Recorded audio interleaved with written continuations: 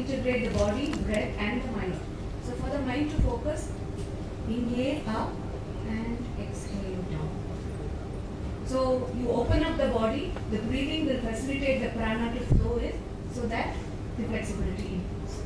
Now sometimes this movement may be difficult. It doesn't matter. You can do it from the front. Inhale and exhale. Inhale. Exhale. Inhale. Exhale. Inhale. Then slowly we move. All this we may not do in the first class. Slowly, progressively, we will be able to lead you through these simple practices. Yeah, something like this. Inhale and exhale. Inhale, exhale. So this is not just an exercise. Because we bring the breath in, because the mind is totally engaged with what you're doing, focused on that. When the mind, body and the breath come together in a harmonious union, something shifts. Something deeper happens. So through these practices, the blocks in the body are slowly, gently removed. The blocks are not just created by illness or by some problem in the body. Most of the blocks we create in the body are blocks that are coming from the mind. Right? So when you use the breath, you're not only influencing the body, you're also trying to clear the blocks that the mind has put into the body. And when you clear those blocks, the prana knows where to flow and how to move. We're just enabling that to happen by these movements, by these breathing techniques. Very, very simple. You might wonder, how can something so simple work? I have to be doing something complicated for a complicated problem. But the beauty of yoga is it is extremely simple. Anybody can learn it, anybody can practice it. And I have seen people recover miraculously, really heal so fast out of surgery, out of many different illnesses, and really take charge of themselves, even when they did not know how this happened. They are not taught the secret. They are not told, see now, if you bring the mind, body, breath together, the union will happen. Through the union, the prana will flow, the prana will go. Nothing we teach them. We just teach them some simple practice. They go home, they practice every day, and then they come back and we teach them something. So now each person's starting point is different. Okay? So we all have, our body is different, our mind is different, our personality is different, our emotional makeup is different. Our life situation is different. We are at different levels or different stages of treatment. We also have different symptoms that we have to deal with. So, depending on each person's starting point, wherever each person is, we will teach the practice. And that is why we train in one-on-one therapy. It is not a group practice that everybody has to do the same thing. So, everybody progresses at a different level. And how regular is your practice, how deeply you're committed to your practice, how strongly you're connected to your goal will show the progress. And the teacher or the therapist is there to gently teach you, guide you, walk with you. In our tradition, we have different kinds of relationships that are presented. There is one relationship like the monkey holding on to the baby monkey. Do you know how does the monkey hold the baby monkey or the baby monkey holds the monkey? The baby will be clinging on to the monkey and this one will be jumping over everywhere. It's the baby's responsibility to hold on to the mother, right? Otherwise it can fall. And then we have another beautiful example given by the cats and the tigers.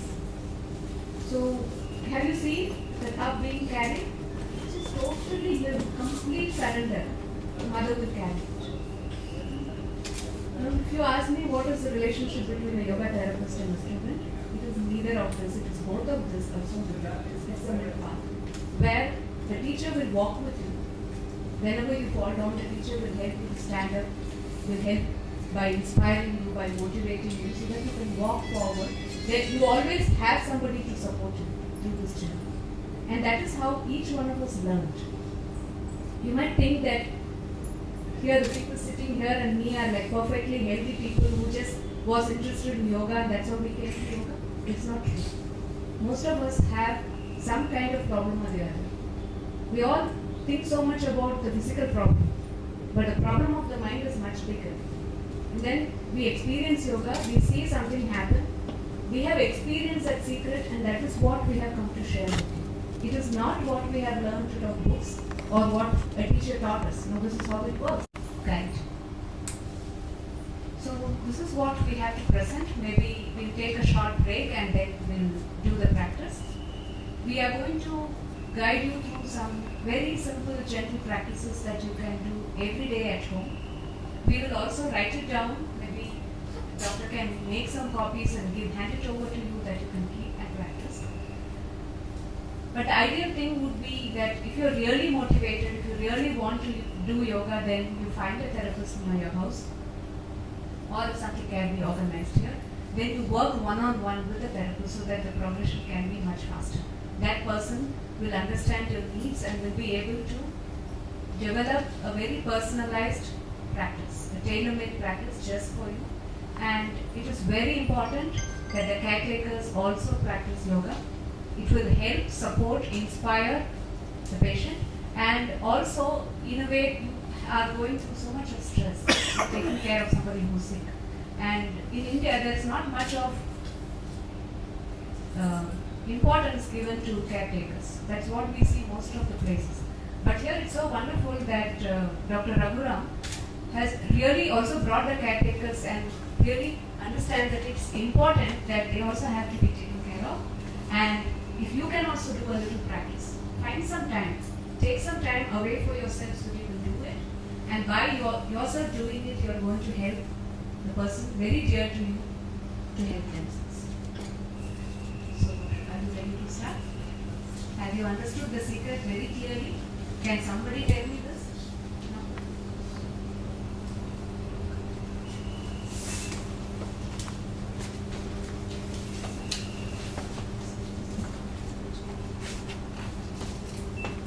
Not going to have a break, just a small session. Okay, so what we are going to do is our therapists are going to be sitting with a few of you so that they can help you by demonstration and have like one person from out so that they can demonstrate and then you can also do it. Today we are going to just space out your chairs. We are not going to do anything in standing or lying because there are numerous postures that can be done. But today we are just going to give you a taste of what this union is all about. This connection with the body, breath, mind is all about. And if you can just experience it for today, and then we'll see what to take. Okay. So, it would be good if you can have some.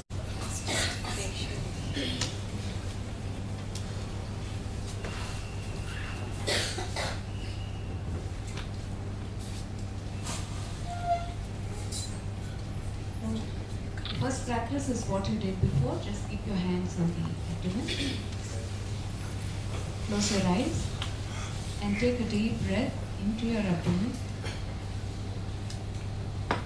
and breathe out. Inhale. Allow the abdomen to expand. Exhale, relax. 3 more breaths. Inhale. Exhale. Inhale. Exhale. Release all the tension in the body and mind. 1 more breath. Inhale. Just do it very relaxed manner. No tension. Just a relaxed breath. Exhale.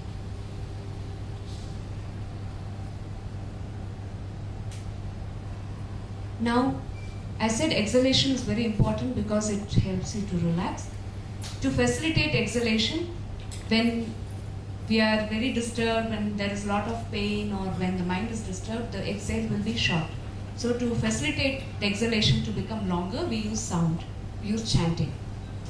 So just a simple sound like you inhale and chant Ma.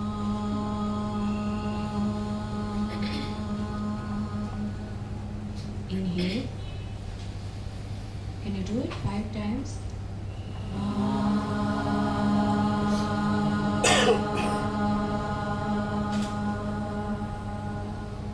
Inhale.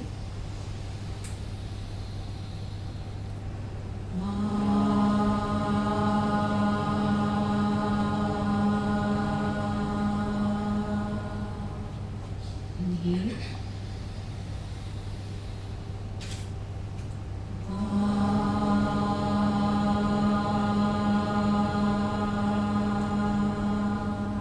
I can't hear you chant.